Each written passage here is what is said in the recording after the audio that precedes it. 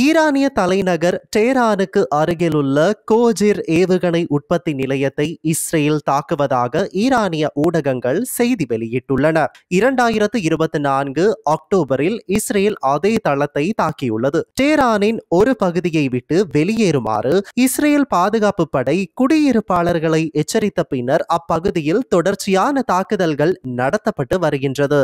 அதன்படி டெஹ்ரான் பகுதியில் இஸ்ரேல் தொடர் வான்வழி தாக்குதல்களை நடத்தி வருவதாக இஸ்ரேலிய பாதுகாப்பு படை அறிவித்துள்ளது.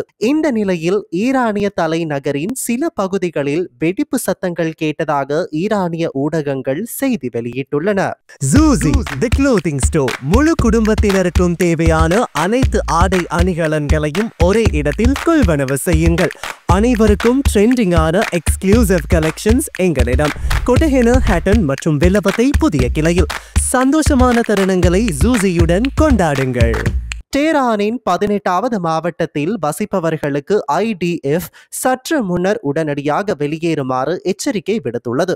மேலும் இஸ்ரேலின் 60 போர் விமானங்கள் ஈரானின் மையப்பகுதியில் உள்ள பாலிஸ்டிக் ஏவுகணைகளை குறிவைத்து மிகப்பெரிய தாக்குதல்களை மேற்கொண்டுள்ளன. இந்த தகவலை இஸ்ரேலின் பாதுகாப்பு படைகளின் பேச்சாளர் பிரிகேடியர் ஜெனரல் எஃபி டெஃப்ரின் உறுதிப்படுத்தியுள்ளார். தாக்குதலில் அளிக்கப்பட்ட பாலிஸ்டிக் ஏவுகணைகள் இஸ்ரேலை நோக்கி தாக்கும் வகையில் அமைக்கப்பட்டிருந்ததாக அவர் குறிப்பிட்டுள்ளார். இதன் போது அவர் மேலும் தெரிவித்ததாவது, கடந்த நாட்களில் இஸ்ரேல் நடத்திய தாக்குதல்களின் விளைவாக ஈரானிய படைகள் மேற்கு பகுதியிலிருந்து ஈரானின் மையப்பகுதிக்கு பின்வாங்கியுள்ளன. இப்போது அவர்கள் இஸ்ஃபஹானில் இருந்து ஏவுகணைகளை ஏவ முயற்சிக்கின்றனர். ஆனால் அவர்கள் எங்கு சென்றாலும் நாங்கள் அவர்களை தொடர்ந்து தாக்குவோம் என்றார்.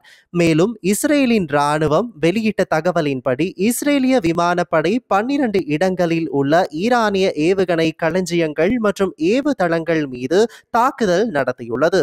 இஸ்ரேலின் பாதுகாப்பு படைகள் ஈரான் இஸ்ரேலுக்கு எதிராக ஏவுகணைகளை தயாரிக்க எடுத்த முயற்சிகளை காட்டும் காணொலி சாட்சிகளை வெளியிட்டுள்ளது.